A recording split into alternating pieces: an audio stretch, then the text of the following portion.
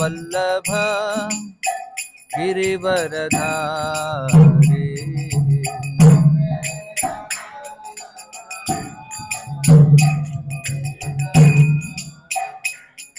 गोपीजन वल्लभ गिरिवरधारी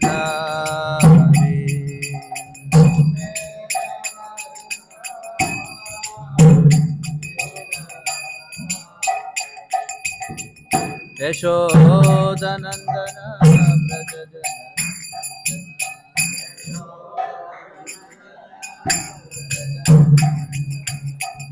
यशोदनंदन व्रज जनरंजन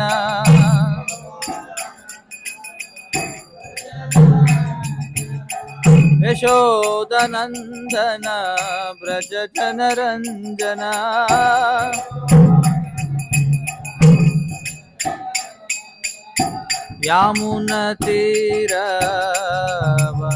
यामुनतीरवनचारी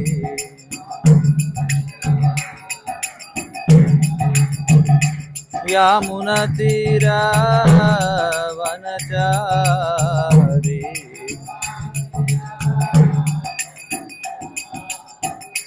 हरे कृष्ण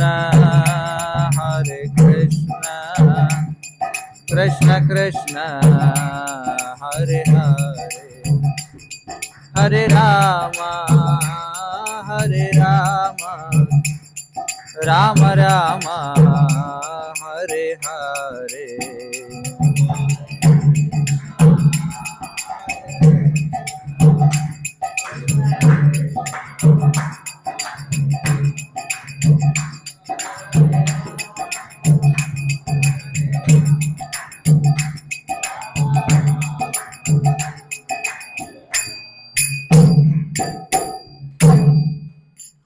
जय ओम विष्णुपाद परमहंस परिव्राजकाचार्य अष्टोत्तर शतश्री श्रीमद् भक्ति वेदांत स्वामी श्रील प्रभुपाद की जय।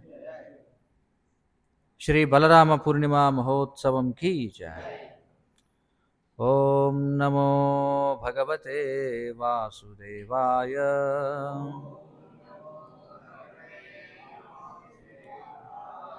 ओम नमो भगवते वासुदेवाय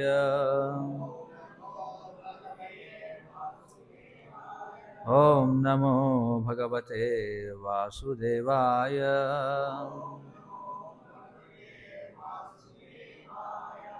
ओम ज्ञानतिमिरान्धस्य ज्ञानाञ्जनशलाकया चक्षुरुन्मीलितं येन तस्मै श्रीगुरवे नमः। नमः ओम विष्णुपादाय कृष्णप्रेष्ठाय भूतले श्रीमते भक्तिविकासस्वामिनिति नामिने नमः ओम विष्णुपादाय कृष्णप्रेष्ठाय भूतले श्रीमते भक्तिवेदान्तस्वामिनिति नामिने नमस्ते सारस्वते देवे गौरवाणी प्रचारिणे निर्विशेष शून्यवादि पाश्चात्य देशतारिणे जय श्री कृष्ण चैतन्य प्रभु नित्यानंद श्री अद्वैत गदाधर श्रीवासादि गौरभक्तवृंद हरे कृष्ण कृष्ण कृष्ण हरे हरे हरे राम राम राम हरे हरे हरे कृष्ण। श्री बलराम पूर्णिमा మహోత్సవానికి మీ అందరికీ కూడా స్వాగతం। ఈరోజు చాలా విశేషమైనటువంటి రోజు, ఎందుకంటే బలరాముడు ఆయననే బలదేవుడు అని కూడా అంటాం। ఎవరైనా బలరాముడు శ్రీకృష్ణునికి అన్నయ్య। సరే, అసలు బలరాముడు అంటే ఎవరు, ఇది మనం అర్థం చేసుకుందాం ఈరోజు। శ్రీకృష్ణుడు మనకు తెలిసినదే, ఆయన పూర్ణ పురుషోత్తమ భగవానుడు। ఆయన భగవద్గీతలో చెప్తున్నాడు, అహం సర్వస్య ప్రభవో మత్త సర్వం ప్రవర్తతే ఇది మత్వా భజంతే మాం బుధాభావ సమన్విత అని చెప్పుకుంటున్నాడు। ఆయన సకల జగత్తుకు మూలమైనటువంటి వాడు। మరి భగవంతుడు ఆయన లీలా పురుషోత్తముడిగా చెప్పబడతాడు। ఏ విధంగా అయితే మనం ఆనందంగా ఉండాలంటే ఏదో ఒక పని చేయాలి కదా, ఆనందమయోభ్యాసాత్ అని చెప్పన్నారు। మన అందరం కూడా దేనికోసం వెతుకుతున్నాం జీవితంలో అంటే ఆనందం కోసం వెతుకుతున్నాం। మరి ఆనందం కావాలంటే మనం అభ్యాసం చేయాలన్నమాట। అభ్యాసం చేయడం అంటే ఏదో ఒక పని చేయాలి। మరి ఏం పని చేయాలి అంటే ఆత్మ సంబంధమైనటువంటి పని చేయాలి, అంటే భగవత్ సంబంధమైనటువంటి పని చేయాలి। అప్పుడు మనం ఆనందంగా ఉండగలుగుతాం. మరి భగవంతుడు ఆయన ఆత్మరాముడు. ఆత్మరాముడు అంటే భగవంతుడు ఆయన ఎప్పుడు కూడా సంతృప్తిగా ఉండేటువంటి వాడు. భగవంతుడికంటూ ఏదో అవసరం అంటూ ఏది కూడా ఉండదనమాట. ఆయన భగవద్గీతలో చెప్తున్నాడు. ఏమంటున్నాడంటే నచ తస్మాన్ మనుష్యేషు కశ్చిన్ మే ప్రీకృతమః నతస్య కార్యం కరణం చ విద్యతే స్వాభావికీ జ్ఞాన ఫలక్రియా అని ఉపనిషత్తుల్లో చెప్పబడింది. ఏమంటాడంటే వాస్తవానికి ఓ అర్జున, నాకు చేయవలసినటువంటి కార్యం ఏది కూడా లేదు. ఎందుకంటే ఆయన భగవంతుడు స్వయంగా. మనలాగా ఆయన ఏదో చేసి ఏదో సాధించాల్సినటువంటి అవసరం లేదన్నమాట. ఏదో సాధిస్తేనే నేను ఆనందంగా ఉంటాననేటువంటిది లేదు. అయినా కానీ ఆయన పని చేస్తూనే ఉంటాడు. భగవద్గీత మనకి 3వ అధ్యాయం 4వ అధ్యాయంలో ఈ విషయం గురించి చాలా చక్కగా మనకి శ్రీకృష్ణ భగవానుడు వివరిస్తాడనమాట. నమాం కర్మాణి లింపంతి నమే కర్మఫలే స్పృహాః. ఇది అసలైన శ్లోకం. నమాం కర్మఫలే నమాం అంటే నాకు ఒక పని చేసి దాని యొక్క ఫలితంపై ఆధారపడాల్సినటువంటి అవసరం లేదు. అలాగే నేను పని చేస్తే వచ్చేటువంటి ఫలితం చేత నేను ఎప్పుడు కూడా బంధింపబడను అని చెప్పంటున్నాను. అయినా సరే నేను పని చేస్తాను కృష్ణుడు అంటున్నాడు. ఎందుకంటే నేను పని చేయడం ఆపేస్తే సర్వలోకాలు కూడా నశించిపోతాయి కాబట్టి. మరి భగవంతుని యొక్క లీలలు అవి దివ్యమైనటువంటివి. ఆయన ఆధ్యాత్మిక జగత్తులో దివ్యమైనటువంటి కార్యాలు చేస్తుంటాడు. ఆయన చేసేదల్లా ఒకటే పని అనమాట. ఈ విశ్వ సృష్టి కోసం భగవంతుడు చేసే ఏకైక కార్యం ఏమిటంటే బలరాముడిగా విస్తరించడం. ఇది ఎలాంటిదంటే చిన్న ఉదాహరణ. ఇప్పుడు ప్రతి ఒక్కరికి కూడా సాధారణంగా పని చేయాలని ఎవరికీ ఉండదు. ఎవరికైనా ఉంటుందా చెప్పండి? ఈ రోజుల్లో వారానికి 2 రోజులు సెలవు, శనివారం ఆదివారం, ముఖ్యంగా పట్టణాల్లో ఉన్న వాళ్ళకి. ఎప్పుడు వీకెండ్ వస్తుందా, ఎప్పుడు వారాంతం వస్తుందా అని అందరూ కూడా ఎదురు చూస్తూ ఉంటారనమాట. ఎందుకంటే వారాంతం వస్తే చాలా ఆనందించవచ్చు అని చెప్పి. ఆ 2 రోజులు ఖాళీగా ఉండడం కోసం 5 రోజులు పని చేస్తారు అందరూ కదా. ఈ 5 రోజులు కూడా వేచి చూస్తుంటారు ఎప్పుడు వస్తుందా 2 రోజులు సెలవు అని చెప్పి. అంటే ప్రతి ఒక్కరికి కూడా ఆనందంగా ఉండడం అనేది చాలా ఇష్టం. స్వతంత్రంగా స్వేచ్ఛగా విహరించాలనుకుంటారు. కానీ మనకి అలా కుదరదనమాట. మనం ఎందుకంటే బద్ధజీవులం కాబట్టి ఖచ్చితంగా మనం ఏదో ఒక పని చేయాల్సిందే. లేకపోతే మనం ఆనందంగా ఉండలేం. కానీ భగవంతుడు ఆయన పోషణార్థం చేయాల్సినటువంటి పని ఏమీ కూడా ఉండదు. ఆయన చేసేదల్లా కేవలం దివ్యమైనటువంటి లీలల్లో నిమగ్నం అవుతూ దివ్యమైనటువంటి ఆనందాన్ని పొందుతూ ఉంటాడు. లేకపోతే మనకి భగవంతుడికి ఏమిటి తేడా చెప్పండి? మనం ఎందుకని భగవంతుడిని సేవిస్తున్నాం? ఎందుకు మనం భగవంతుడిని కీర్తిస్తున్నాం? ఎందుకంటే ఆయన అన్ని విధాలుగా మనకంటే చాలా ఉన్నతమైనటువంటి వాడు కాబట్టి. అందుకని మనం భగవంతుని కీర్తిస్తున్నాం. మరి భగవంతుడికి చేయవలసినటువంటి కార్యం ఇది లేదు. కానీ ఆధ్యాత్మికతనంలో ఆయన కూడా పనిచేస్తూ ఉంటాడు. ఎలాగంటే ఒక గొప్ప కోటీశ్వరుడు ఉన్నాడు అనుకోండి. అతడు ఏం చేస్తాడు? తన యొక్క పనులన్నీ కూడా సేవకులకు అప్పచెప్తాడు. సేవకులకు అప్పచెప్పి ఆయన తనకిష్టమైనటువంటి పని చేస్తూ ఉంటాడు. ఉదాహరణకి ఎవరికైనా సంగీతం వాయించడం అంటే ఇష్టం అనుకోండి. లేకపోతే వేరే రకరకాల వ్యాపకాలు ఉంటాయి. వాళ్ళు ఏం చేస్తారు? వాళ్ళు కోటీశ్వరులు అయితే వాళ్ళ యొక్క పనులన్నీ కూడా వేరే సేవకులకు అప్పచెప్పి వాళ్ళకి నచ్చినటువంటి పని వాళ్ళు చేస్తుంటారు. మరి అలాంటప్పుడు భగవంతుడికి ఏదైనా సరే ఒక పని చేయాల్సిన అవసరం ఏముంటుంది చెప్పండి? అందుకే భగవంతుడు కూడా ఏం చేస్తారంటే ఈ సృష్టి స్థితి లయ సంబంధించినటువంటి కార్యాలన్నీ వేరే వాళ్ళకి అప్పచెప్పేసి ఆయన మాత్రం ఆయనకి ఇష్టమైనటువంటి పని ఏమిటి? శాస్త్రాలు చెప్తున్నాయి. ఏం చెప్తున్నాయి? చింతామణి ప్రకర సద్మషు కల్పవృక్ష లక్ష్యావృతేషు సురభీరభిపాలయంతం. చూడండి, సురభి అనేటువంటి ధేనువులను ఆయన పాలిస్తూ ఉంటాడు. చూడండి, ఆయనకి అది ఇష్టం అనమాట. అందుకే ఆయన ఏం చేస్తారంటే ఆయనకి ఇష్టమైనటువంటి పని సురభి ధేనువులని పాలిస్తూ ఉండడం, తన ఇతర స్నేహితులతో ఆడుకుంటూ ఉండడం, అలాగే శ్రీమతి రాధారాణితో ఆనందిస్తూ ఉండడం. ఇది ఆయన యొక్క కార్యాలు. ఆయన ఈ విషయంలో డిస్టర్బ్ అవ్వాలని అనుకోడు అనమాట. చూడండి, ఆయన కలత చెందాలని కోరుకోడు. అంతే కదా, మనకు కూడా మంచి ఇష్టమైనటువంటి పని ఉంది, కానీ మనకి డిస్టర్బెన్స్ వస్తూ ఉంటుంది. ఎవరో ఒకళ్ళు పిలుస్తూ ఉంటారు, ఏదో ఒక పని చెప్తుంటారు, ఇవన్నీ ఉంటాయి. కానీ భగవంతుడు ఆయన డిస్టర్బ్ అవ్వాలని అనుకోడు అనమాట. అందుకే ఆయన ఏం చేస్తారంటే భగవంతుని యొక్క మొట్టమొదటి విస్తరణ ఏమిటంటే బలరాముడు. చూడండి, మనకుందనుకోండి అవకాశం, మనకెవరికైనా ఉందా అవకాశం? ఉదాహరణకి నాకు చదువుకోవడం అంటే బాగా ఇష్టం, ఏదో శాస్త్రాధ్యయనం చేయడం అంటే బాగా ఇష్టం, లేకపోతే ఇంకొకరికి వంట చేయడం అంటే బాగా ఇష్టం, ఇంకొకరికి కీర్తన చేయడం అంటే బాగా ఇష్టం, ఇంకొకరికి ముగ్గులు వేయడం అంటే బాగా ఇష్టం, ఇంకొంతమందికి మాలలు కట్టడం అంటే చాలా ఇష్టం. వాళ్ళు అదే పని చేయాలనుకుంటారు 24 గంటలు అనుకుందాం. వాళ్ళకి వేరే పని చేయాలని లేదు. ఒకవేళ వారికి ఈ అవకాశం ఉందనుకోండి, ఏమిటి? వాళ్ళు అలాగే ఉంటూ వాళ్ళు ఇంకొకరిగా విస్తరించి వాళ్ళు అన్ని పనులు చేసుకుంటారు. బాగుందా ఈ అవకాశం? ఏమంటారు? వాళ్ళకి నచ్చిన పనే చేస్తూ ఉండాలి. ఇప్పుడు మిగిలిన పనుల సంగతి ఏమిటి మరి? ఎప్పుడు అదే చేస్తూ కూర్చుంటే మరి మిగతా పనులు ఎవరు చేస్తారు? దానికి నేనేం చేస్తానంటే ఇంకొకరిగా విస్తరిస్తాను. ఆ అవకాశం ఉంటే బాగుంటుందా లేదా? ఏమంటారు? బాగుంటుందా లేదా అవకాశం ఉంటే? కానీ అవకాశం మనకు లేదు, భగవంతుడికి ఉంది. కృష్ణుడు అందుకే ఏం చేస్తాడంటే బలరామునిగా విస్తరిస్తాడనమాట. ఇంకా బలరాముడు చూసుకుంటాడు అన్నీ. ఆధ్యాత్మిక భౌతిక సృష్టి స్థితి లయలన్నీ కూడా ఆయనే చూసుకుంటాడనమాట.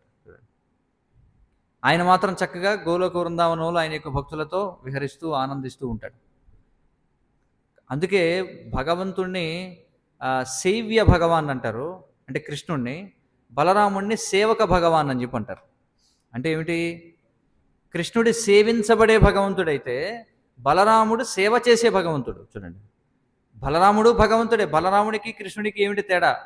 భక్తి వేదాంత స్వామి శ్రీల ప్రభుపాదుల వారిని అడిగారు శిష్యులు, ఏమంటే కృష్ణుడికి బలరాముడికి ఏమైనా తేడా ఉందా అంటే ఆయన ఏమన్నారంటే ఒక్క రంగు తప్ప ఇద్దరికి ఏమి తేడా లేదని చెప్పి అన్నారు. ఆయన నల్లగా ఉంటాడు, ఈయన తెల్లగా ఉంటాడు. లేదంటే ఇద్దరికి ఎలాంటి వ్యత్యాసం లేదు.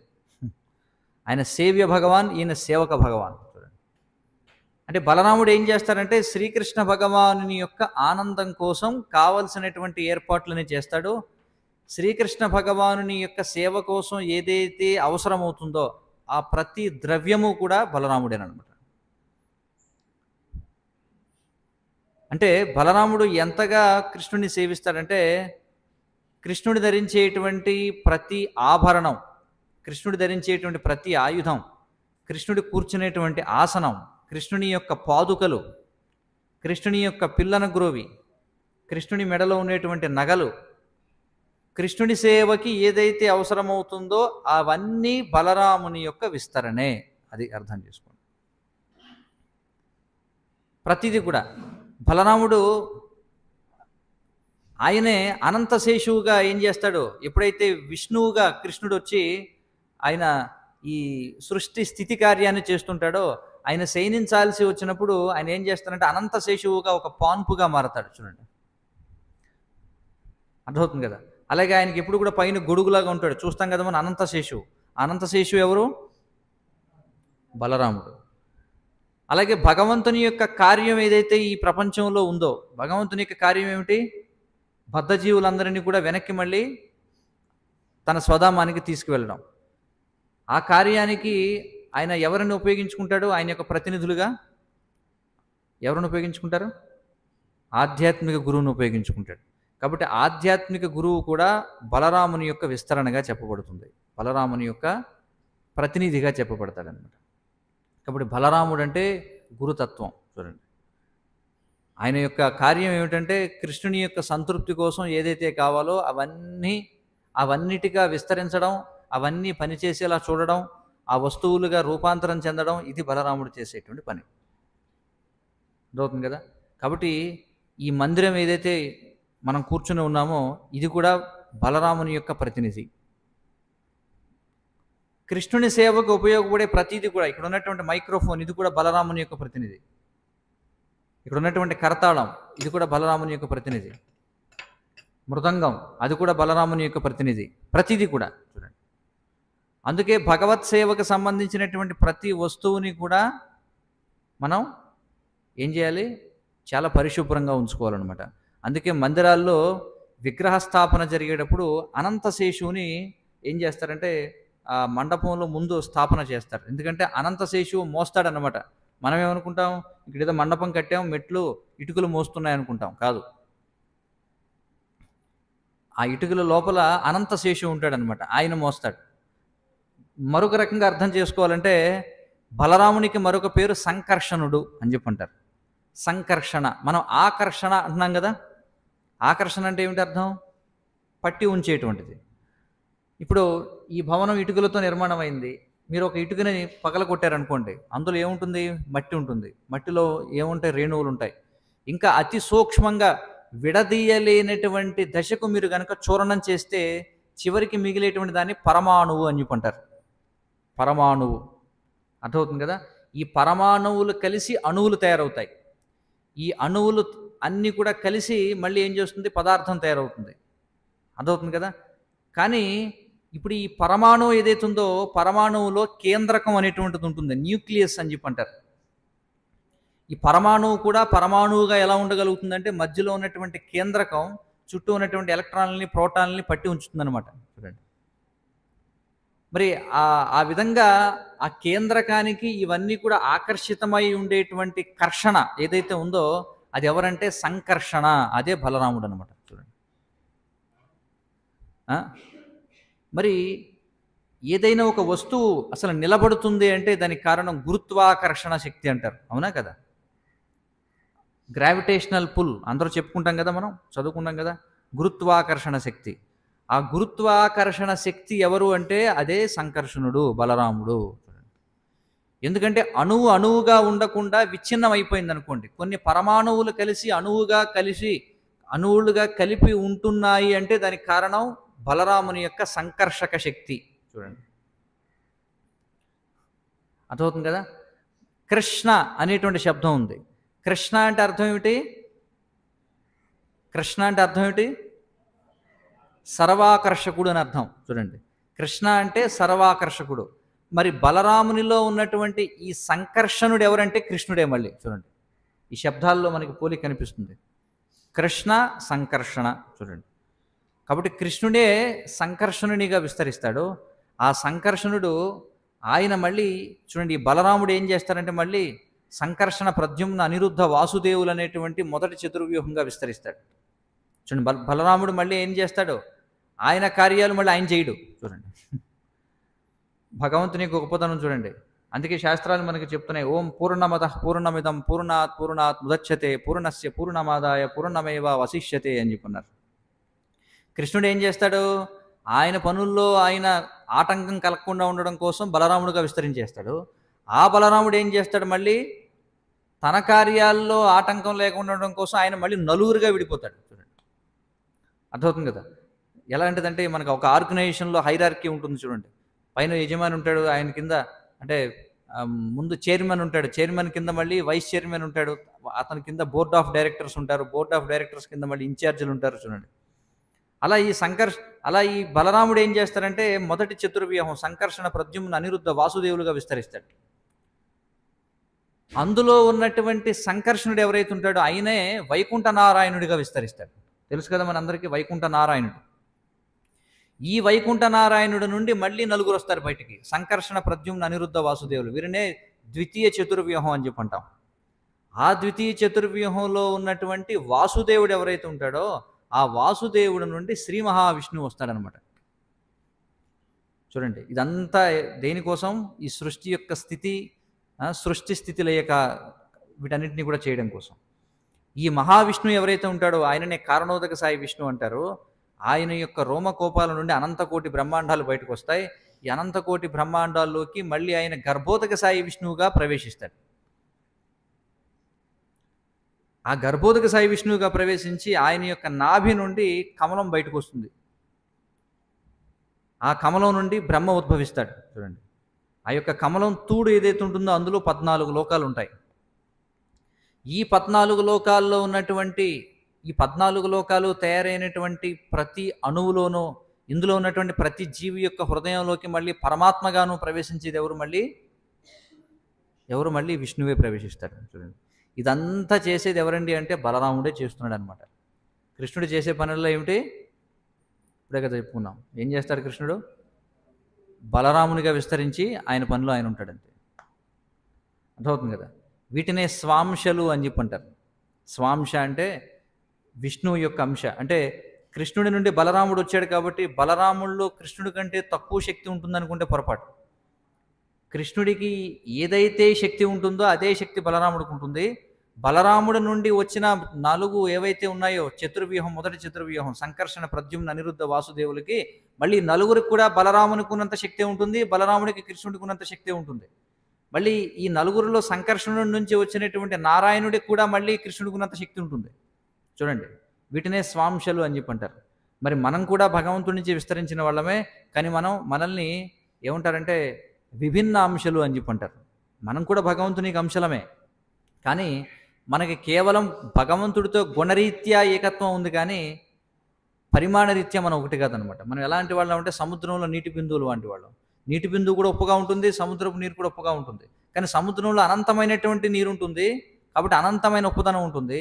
మనం నీటి బిందువులం కాబట్టి మనలో కేవలం అణు మాత్రమే, అంటే చాలా బిందు మాత్రమే నీరు ఉంటుంది, అందులో బిందు మాత్రమే లవణం ఉంటుంది మనలో. చూడండి, అది మనకి భగవంతుడికి మధ్య ఉన్నటువంటి వ్యత్యాసము, సారూప్యత రెండు కూడా. కాబట్టి భగవత్ సేవకు మనం వాడేటువంటి ప్రతి వస్తువు కూడా అది బలరాముడు. అందుకే భగవత్ సేవకు ఉపయోగించేటువంటి వస్తువులన్నీ కూడా చాలా పరిశుభ్రంగా ఉంచాలి. మరి ఈరోజు కొంతమంది మందిరాన్ని మార్జనం చేసే సేవ లభించింది, వాళ్ళు చాలా అదృష్టవంతులు. ఎందుకంటే బలరాముడికి అభిషేకం చేయడం లాంటిది అనమాట మందిరాన్ని మార్జనం చేయడం అంటే. ఎందుకంటే మనం చెప్పుకున్నాం, ఈ మందిరం ఏమిటిది? బలరాముని యొక్క విస్తరణ. మరి మనం తొక్కుతూ ఉంటే ధూళి పడుతుంటుంది, మళ్ళీ శుభ్రం చేసుకుంటూ ఉండాలి. మొత్తం ఇక్కడ ఉన్నటువంటి బల్ల కావచ్చు, మొత్తం ప్రతిదీ, అక్కడ హుండీ కావచ్చు, అక్కడ వాడేటువంటి మైక్ స్టాండ్ కావచ్చు, ఇంకా అనేక చోట్ల మనకి ఇంకా ధూళి కనిపిస్తుంది అనమాట. కాబట్టి ఈ బలరాముణ్ణి మనం ఎప్పుడు కూడా పరిశుభ్రంగా ఉంచాలన్నమాట. అంటే కృష్ణుని సేవకి ఉపయోగపడే ప్రతి వస్తువుని చాలా పరిశుభ్రంగా ఉంచాలి. అందుకే ఈ కరతాళాలు లేకపోతే మృదంగాలు, భగవత్ సేవకి వాడే ఎలాంటి సంభారాలైనా సరే దేనిని కూడా మనం తొక్కేటువంటి ప్రదేశంలో ఉంచకూడదన్నమాట. మరి మనం ఈ మందిరంగా కూడా బలరాముడే విస్తరించాడు, మరి ఆయనను తొక్కుతున్నాం. అందుకే మనం ప్రతిరోజు కూడా కనీసం 3-4 సార్లు మందిర మార్జనం చేస్తుంటాం. చూడండి, ఎందుకంటే బలరాముడు లేకపోతే ఏది కూడా దేనికి ఆధారం ఉండదన్నమాట. చూడండి, బలరాముడు లేకుండా ఏది కూడా ఉనికిలో ఉండదు, ఎందుకంటే ప్రతిదాన్ని కూడా ఆయనే మోస్తూ ఉంటాడు. మరి బలరామునికి ఉండేటువంటి బలం చూడండి, బలరామ అనేటువంటి 2 శబ్దాలు ఉన్నాయి. బల అంటే అర్థం ఏమిటి? భౌతికమైనటువంటి బలం కాదు, ఇది ఆత్మబలం. చూడండి, ఆత్మబలం.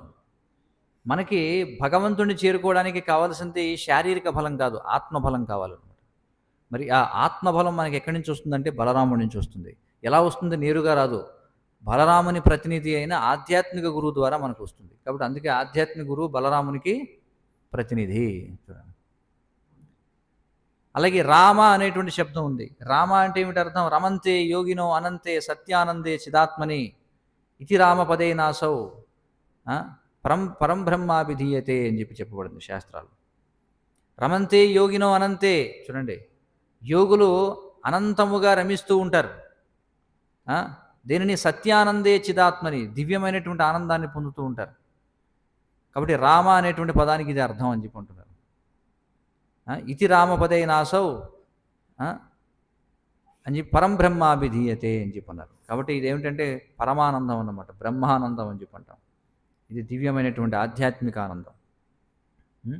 కాబట్టి బలరాముడు అంటే ఆయన ఏం చేస్తాడో, కృష్ణుణ్ణి సేవించడానికి ఆత్మబలాన్ని ఇచ్చి ఆ విధంగా కృష్ణుడికి సేవ చేయడం వల్ల వచ్చేటువంటి ఆనందాన్ని కూడా ఇచ్చేటువంటి వాడు ఎవరు? బలరాముడు. ఏ పని చేయాలన్నా బలం కావాలి, అవునా కదా? చెప్పండి, ఏ పని చేయాలన్నా బలం కావాలా లేదా? బలం లేకుండా ఏం చేస్తాం? ప్రత్యేకించి భగవంతుడికి సేవ చేయాలంటే ఆత్మబలం ఉండాలి, శారీరక బలం ఉన్నా లేకపోయినా. ఎందుకంటే ఈ ప్రపంచంలో శారీరకమైనటువంటి బలం ఉన్నవాళ్ళు ఎంతోమంది ఉన్నారు. శారీరక బలానికి కొదవ ఏమైనా ఉందా? చెప్పండి. ఎంత పెద్ద దేహదారుఢ్యం ఉన్నవాళ్ళైనా సరే మనం చూస్తుంటాం, భగవత్ సేవకు మాత్రం రారన్నమాట వాళ్ళు. ఎందుకని? ఎందుకంటే వాళ్ళకి దేహబలం ఉంది, కానీ ఏం బలం లేదు? ఆత్మబలం లేదు. చూడండి, ఈ ఆత్మబలం కావాలంటే దానికి గురు కృప ఉండాలన్నమాట. బ్రహ్మాండ భ్రమితే కోన భాగ్యవాన్ జీవు గురుకృష్ణ కృపాపాయ భక్తిలతా బీజ్ అని చెప్పన్నారు. ఈ బ్రహ్మాండంలో మనం పైనుంచి కిందకి, కింద నుంచి పైకి తిరుగుతూ, బ్రహ్మలోకం నుంచి పాతాళానికి, పాతాళం నుంచి బ్రహ్మలోకానికి తిరుగుతూ ఏం చేస్తాం? బ్రహ్మాండ భ్రమితే కోన భాగ్యవాన్ జీవి, ఎవరో భాగ్యవంతుడైనటువంటి ఒక జీవికి గురువు మరియు కృష్ణుని యొక్క కృప వల్ల భక్తి అనేటువంటి బీజం లభిస్తుంది అని చెప్పన్నారు. ఎప్పుడైతే మనం ఈ భౌతిక ప్రపంచంలో విసుగు చెందుతామో, మనం ఎప్పుడైతే ఈ భౌతిక ప్రపంచం పట్ల విసుగు చెందడం మన హృదయంలో ఉన్నటువంటి పరమాత్మ గమనిస్తాడో, వెంటనే మనకి ఏం చేస్తారంటే ఒక ఆధ్యాత్మిక గురువు వైపుకు నడిపిస్తాడు. చూడండి, అంటే హృదయంలో ఉన్నటువంటి పరమాత్మ యొక్క కృప వల్ల మనకి ఆధ్యాత్మిక గురువు లభిస్తాడు. ఎప్పుడైతే ఆధ్యాత్మిక గురువు దగ్గరికి వెళ్ళి ఆయన్ని సంతృప్తి పరుస్తామో, ఆయన యొక్క కృప వల్ల మనకి భగవంతుడు లభిస్తాడు. అర్థమవుతుంది కదా. భగవంతుడి కృప వల్ల గురువు లభిస్తాడు, గురువు కృప వల్ల భగవంతుడు లభిస్తాడు. అది విశేషం. కాబట్టి మనకు కావాల్సింది ఏమిటంటే ఆత్మబలం కావాలి. మరి ఆత్మబలం ఎలా వస్తుంది అంటే ఆత్మ సంబంధమైన కార్యాలు చేయడం వల్ల వస్తుంది. ఆత్మ సంబంధమైన కార్యాలు అంటే ఏమిటి? భగవత్ సేవ. మరి భగవత్ సేవ మనం 9 విధాలుగా చేయొచ్చు. ఏమిటవి? శ్రవణ కీర్తన స్మరణ వందన పాదసేవన దాస్యరే పూజన సఖీజన ఆత్మనివేదన అని చెప్పన్నారు. 9 విధానాలుగా ఉన్నాయి. శ్రవణం, ఇప్పుడు మీరు అందరూ శ్రవణం చేస్తున్నారు, దీనివల్ల ఆత్మబలం వస్తుంది. నేను కీర్తన చేస్తున్నాను, దానివల్ల నాకు ఆత్మబలం వస్తుంది. తర్వాత నేనేం చెప్పానో మీరేం విన్నారో మీరు స్మరిస్తారు, దానివల్ల మీరు ఆత్మబలాన్ని పొందుతారు. వందనం, మందిరానికి రాగానే మనం ప్రణామాలు చేయాలి భగవంతుడికి, ఆచార్యులకి, దానివల్ల మనకి ఆత్మబలం వస్తుంది. శ్రవణ కీర్తన స్మరణ వందన పాదసేవన. పాదసేవన అంటే ఏమిటి? అనేక రకాల సేవలు, రకరకాల సేవలు ఉంటాయి. మందిరాన్ని శుభ్రం చేయడం కావచ్చు, లేకపోతే పూలమాలలు కూర్చోడం కావచ్చు, లేకపోతే అలంకరణ చేయడం కావచ్చు, పుస్తకాల వితరణ చేయొచ్చు, విరాళాలు సేకరించడం కావచ్చు, భగవంతునికి వండడం కావచ్చు, భగవంతుడి కోసం పాడడం కావచ్చు, భగవంతుడి కోసం మాట్లాడడం కావచ్చు, నిర్మాణం చేయడం కావచ్చు. ఇవన్నీ కూడా పాదసేవనం అన్నమాట. చూడండి, పాదసేవనం అంటే కేవలం భగవంతుని యొక్క పాదములను పాద సంవహనం చేయడం మాత్రమే కాదు, కాళ్ళు నొక్కడం మాత్రమే కాదు, అది మాత్రమే కాదు పాదసేవనం అంటే. పాదసేవనము అంటే భగవత్ సంబంధమైనటువంటి సేవలన్నీ కూడా. మరి అది చేయడం వల్ల మనకి ఆత్మఫలం వస్తుంది. పూజనం అంటే అర్చనం మనం చేస్తాం, ఆరతి చేసేటప్పుడు అర్చనం చేస్తాం. సఖీజన అంటే స్నేహం చేయడం, భగవద్భక్తులతో భగవంతునితో స్నేహం చేయడం. ఆత్మనివేదనం అంటే మనకున్న సమస్తాన్ని కూడా భగవంతునికి అర్పించుకోవడం, దీన్ని ఆత్మనివేదనము అని చెప్పంటాం. కాబట్టి ఈ 9 కార్యాలు చేయడం వల్ల మనకి ఆత్మబలం వస్తుందన్నమాట. అర్థమవుతుంది కదా. మనం ఈ 9 చేయొచ్చు, 8 చేయొచ్చు, 7, 6, 5, 4, 3, 2, కనీసం ఒకటన్నా చేయొచ్చు. ఏది చేయలేకపోతే కనీసం చేయగలిగింది ఏమిటి? హరే కృష్ణ కృష్ణ కృష్ణ హరే హరే, హరే రామ రామ రామ హరే హరే అనేటువంటి మహామంత్రాన్ని జపించడం ద్వారా మనకి ఆత్మబలం వస్తుంది. చూడండి, కాబట్టి ముందు మనం నామ సంకీర్తనంతో ప్రారంభిస్తే అప్పుడు ఒక్కొక్కటి మనం 9 కూడా చేయగలం అనమాట. కాబట్టి ఇవన్నీ చేయాలంటే మనకి ఆత్మబలం కావాలి. ఇవి చేస్తే మనకి ఆత్మబలం వస్తుంది. చూడండి, ఇవి చేస్తే ఆత్మబలం వస్తుంది, కానీ ఇవి చేయాలన్నా ఆత్మబలం కావాలి. మరి ఇవి చేయడానికి కావలసిన ఆత్మబలాన్ని ఇచ్చేది ఎవరంటే బలరాముడు. పరమాత్మగా మన హృదయంలో ఉంటాడు. తర్వాత వెళ్ళి మనం ఎప్పుడైతే గురువు దగ్గరికి పంపిస్తాడో, గురువుని సేవ చేయడం ద్వారా మళ్ళీ మనకు ఆత్మబలం వస్తుంది. ఈ విధంగా ఎప్పుడైతే మనం భగవత్ సేవని చేస్తామో, భగవత్ సేవ చేయడం వల్ల మనకి ఏమొస్తుంది? ఆత్మబలం వస్తుంది. ఏమొస్తుంది మనకి? దివ్యమైన ఆనందం వస్తుందా లేదా? వస్తుంది కదా, దివ్యమైన ఆనందం. మళ్ళీ ఆ ఆనందాన్ని ఇచ్చేవాడు ఎవరు? రామ అని చెప్పి అంటాం దాన్ని. చూడండి, అర్థమవుతుంది కదా. బలాన్ని ఇచ్చేవాడు ఆయనే, అలాగే ప్రతిస్పందించి మనకి ఆనందాన్ని ఇచ్చేది కూడా మళ్ళీ ఆయనే. అదే బలరామతత్వం. అర్థమవుతుంది కదా. అంతేగాని బలరాముడు ఎవరండి అంటే కృష్ణుడు అన్నయ్య, బయట వాళ్ళకి అంతవరకే తెలుసు. ఊరికే కృష్ణుడు అన్నయ్య అని తెలుసుకుంటే సరిపోదన్నమాట. ఎందుకని ఆయన ముందు వచ్చాడు? ఎందుకంటే ముందు అధికారి రావడానికి ముందుగా ఆయన యంత్రాంగం అంతా రావాలి. చూడండి, ఇప్పుడు ప్రధానమంత్రి మోడీ వస్తున్నాడు అనుకోండి. మోడీ వస్తున్నాడంటే ముందు ఏం చేస్తారు? కావాల్సిన ఏర్పాట్లను చేస్తారా లేదా? వచ్చి మొత్తం అధికారులు అందరూ వచ్చేస్తారు. మొత్తం వచ్చి ఎక్కడెక్కడ క్యాంపులు వేయాలి, ఎక్కడెక్కడ రోడ్లు వేయాలి, ఎక్కడెక్కడ పార్కింగ్ ఎక్కడ చేయాలి, లేకపోతే సెక్యూరిటీ ఎక్కడ ఉంది, ఏమిటి, మొత్తం ఏర్పాట్లు జరుగుతాయి కదా. అందుకే కృష్ణాష్టమికి ముందు బలరామ పూర్ణిమ వస్తుందన్నమాట. మీకు అర్థమవుతుంది కదా. అందుకే ఇప్పుడు కృష్ణుడు 16వ తారీఖున వస్తున్నాడు, శనివారం నాడు. ఆయనకి ముందు బలరాముడు వచ్చాడు. అందుకే మీరు చూడండి, ఇప్పటికే అన్ని ఏర్పాట్లు జరుగుతున్నాయి, కృష్ణాష్టమి ఏర్పాట్లు. చూసారా లేదా? మరి రోడ్లన్నీ నిర్మాణం అవుతున్నాయి, పార్కింగ్ ఏర్పాట్లు జరుగుతున్నాయి, మరి గోశాల ఏర్పాటు జరుగుతుంది, అలాగే బయట షెడ్లు వేస్తున్నారు, రంగులు వేస్తున్నారు, అందరూ పనులు చేస్తున్నారు. ఎందుకోసం అంటే బలరాముడు వచ్చేసాడనే దానికి సంకేతం అన్నమాట. అర్థమైంది కదా. ముందు బలరాముడు వచ్చి అన్ని ఏర్పాట్లు చేస్తాడు. చేశాక అప్పుడు ఏం చేస్తాడు? కృష్ణుడు వస్తాడు. అర్థమైంది కదా. కృష్ణుడు వచ్చిన తర్వాత మరి కృష్ణుడు వస్తే ఒంటరిగా ఉంటాడా? ఆయనకి ప్రియమైన వాళ్ళు రావాలి కదా. అందుకే రాధాష్టమి ఆ తర్వాత వస్తుంది. చూడండి, ఆగస్టు 31వ తారీఖున రాధాష్టమి అనమాట. ఎందుకంటే ఆయన ఒక్కడే ఉన్నాడు కదా. ఆయన వచ్చాడంటే మళ్ళీ ఆయనకి ప్రియమైన వాళ్ళు రావాలి. చూడండి, ఇది వరుస అన్నమాట.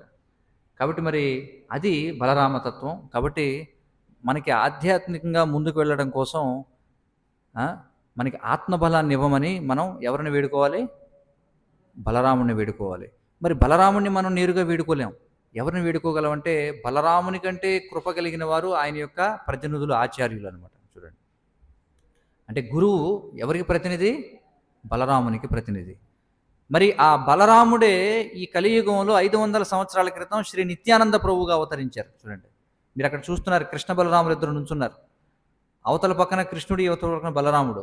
వాళ్ళే 500 సంవత్సరాల క్రితం ఈ పక్కన నిత్యానంద ప్రభు, ఆ పక్కన చైతన్య మహాప్రభు. చూడండి, వాళ్ళిద్దరు ఎవరు? కృష్ణ బలరాములు అనమాట. అందుకే మరి నిత్యానంద ప్రభు ఎవరంటే స్వయంగా బలరాముడు. మరి ఆయన, మనం ఎప్పుడైతే ఆధ్యాత్మిక గురువు యొక్క ఆదేశాన్ని అనుసరిస్తామో ఆయన సంతృప్తి చెందుతాడు. అర్థమవుతుంది కదా, అది విధానం. కాబట్టి ఈరోజు బలరామ పూర్ణిమ. మరి ఆ బలరాముని యొక్క ఆయుధం ఏమిటి? హలాయుధం. చూడండి, హలము అంటే ఏమిటి? నాగలి. నాగలితో ఏం చేస్తాం మనం? భూమిని దున్నుతాం. చూడండి, భూమిని దున్నడం ఎందుకోసం చేస్తాం అంటే పరిశుభ్రం చేయడం కోసం, అంతే కదా. భూమిని ఎందుకోసం దున్నుతాం మనం? పరిశుభ్రం చేయడం కోసం. కాబట్టి మన హృదయాన్ని మనం పరిశుభ్రం చేసుకోవాలి. పరిశుభ్రం చేసుకుంటేనే ఎప్పుడైతే అంతా కూడా పరిశుభ్రంగా ఉంటుందో అప్పుడు ఈ యొక్క భక్తి అనేటువంటి బీజాన్ని మనం చక్కగా వేయగలం. దున్నకుండా విత్తనాలు జమ్మితే ఏమవుతుంది చెప్పండి? ఏం ప్రయోజనం ఉండదు. అలాగే ముందు, అందుకే బలరాముడు నాగలి ఆయుధం అన్నమాట. ఆయన శుభ్రంగా మొత్తం భూమిని శుభ్రం చేసిన తర్వాత అప్పుడు మనం బీజాలు వేయాలి. వేస్తే అవి మొలకెత్తుతాయి. భక్తిలత అనేటువంటి బీజం మొలకెత్తుతుంది. మరి దానికి మరి ఎద్దు దున్నాలంటే ఏం కావాలి? ఎద్దు కావాలి. ఈ రోజుల్లో ట్రాక్టర్లు అనుకుంటున్నారు, కానీ వాస్తవానికి ఎద్దు కావాలి దున్నాలంటే. ఈ ట్రాక్టర్ల వల్ల అనేకమైనటువంటి ఎద్దులు సంహరించబడుతున్నాయి అన్నమాట. చూడండి, మరి ఇస్కాన్ అనేది దేనికోసం ఉందంటే వైదిక సంస్కృతిని పునఃస్థాపన చేయడం కోసం. మరి అందుకోసమే మన ప్రతి మందిరంలో కూడా గోసేవ అనేటువంటిది చాలా ప్రముఖంగా జరుగుతూ ఉంటుంది. ఈరోజు బలరామ పూర్ణిమను పురస్కరించుకొని ఈరోజు నూతనంగా గోశాల ప్రారంభోత్సవం ఉంది. కాబట్టి 12:30 లోపు ప్రారంభోత్సవం కావాలి. అందుచేత ఇప్పుడు మనం అందరం కూడా గోశాల దగ్గర సమావేశం అవుదాం. గోశాల దగ్గర మంగళాచరణ చేసి కీర్తనతో గోవులని లోపలికి ప్రవేశపెడతాం. ఆ విధంగా ఈరోజు గోశాల ప్రారంభోత్సవం బలరామ పూర్ణిమ సందర్భంగా. హరే కృష్ణ కృష్ణ కృష్ణ హరే హరే, హరే రామ రామ రామ హరే హరే. మరి గోశాల ప్రారంభం అయిన తర్వాత శ్రీ శ్రీ కృష్ణ బలరాములకు ఆరతి కార్యక్రమం ఉంటుంది. ఆ ఆరతి అయిన తర్వాత అందరికీ కూడా మహాప్రసాదం ఉంటుంది. దయచేసి అందరూ కూడా ఈ కార్యక్రమంలో పాల్గొండి. ఇప్పుడు దయచేసి అందరూ మెల్లగా అక్కడ గోశాల దగ్గరికి సమావేశం అవ్వండి. అలాగే భక్తులు అక్కడ ఏర్పాట్లు చేయండి, మైక్ ఇవన్నీ కూడా. అలాగే మంగళాచరణ చేసే బృందం అంతా కూడా అక్కడ ఉండాలి. కరతాళ మృదంగాలన్నీ కూడా ఏర్పాటు చేయండి. హరే కృష్ణ. శ్రీ బలరామ పూర్ణిమ మహోత్సవంకి జై. అందరూ కూడా గోశాల దగ్గరికి వెళ్ళండి.